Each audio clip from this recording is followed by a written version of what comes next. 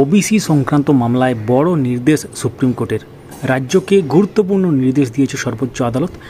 তো ওবিসি মামলায় এবার রাজ্য সরকারের কাছে নথি চেয়েছে দেশের সর্বোচ্চ আদালত সুপ্রিম কোর্ট, এবং তার সাথে অনেক গুরুত্বপূর্ণ তথ্য উঠে আসছে, যেটা আপনারা এই ভিডিওর মাধ্যমে জানতে চলেছেন। চ্যানেলটিকে সাবস্ক্রাইব করে রাখুন, তাহলে উল্লেখযোগ্য আপডেটগুলো মিস করবেন না।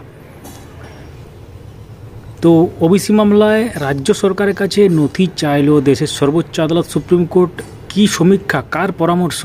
ওবিসি মামলায় বাংলার সরকারের কাছে নথি চাইল সর্বোচ্চ আদালত, এবং সমস্ত ওবিসি সার্টিফিকেট বাতিল করেছিল একটা নির্দিষ্ট টাইম পিরিয়ডের যে ওবিসি সার্টিফিকেট, সেটা কলকাতা হাইকোর্ট। এবং ওবিসির শংসাপত্র বাতিল নিয়ে কলকাতা হাইকোর্টের রায়কে চ্যালেঞ্জ জানিয়ে সুপ্রিম কোর্টে যায় পশ্চিমবঙ্গ সরকার।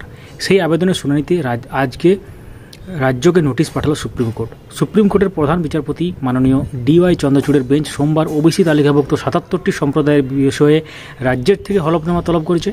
শীর্ষ আদালতের নির্দেশ, 1 সপ্তাহের মধ্যে ব্যাখ্যা সহ হলফনামা জমা দিতে হবে রাজ্যকে। রাজ্যের বক্তব্য জানার পর আগামী সপ্তাহে শুক্রবার এই মামলার পরবর্তী শুনানি হবে সুপ্রিম কোর্টে।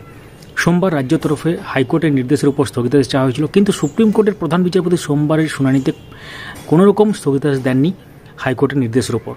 আগামী সপ্তাহে শুনানিতে স্থগিতাদেশের আবেদন শোনা হবে বলে জানিয়েছেন তিনি। তো এর আগে আপনারা জানেন, হাইকোর্টের ডিভিশন বেঞ্চ 2010 সালের পর থেকে, অর্থাৎ যে ওবিসি শংসাপত্র ছিল বাতিল করে, যাদের শংসাপত্র বাতিল করেছে তাদের তালিকাভুক্ত করার জন্য পশ্চিমবঙ্গ সরকার কী সমীক্ষা চালিয়েছিল এবং কাদের পরামর্শ নেওয়া হয়েছিল তা জানতে চেয়েছিল শীর্ষ আদালত। এবং তারপরে আজকে মহামান্য সুপ্রিম কোর্টে যে গুরুত্বপূর্ণ ব্যাপারটা উঠে এলো সেটা আপনাদের সাথে শেয়ার করলাম। আশা করি পুরো ব্যাপারটা আপনারা বুঝতে পেরেছেন। কোনো প্রশ্ন থাকলে কমেন্ট করুন, এবং প্রাইমারি সংক্রান্ত একটি গুরুত্বপূর্ণ এক্সক্লুসিভ আপডেট আসছে আমাদের এই চ্যানেলে, সঙ্গে থাকবেন। Thank you so much for watching. ভিডিওটি লাইক এবং সবার সাথে শেয়ার করতে পারেন।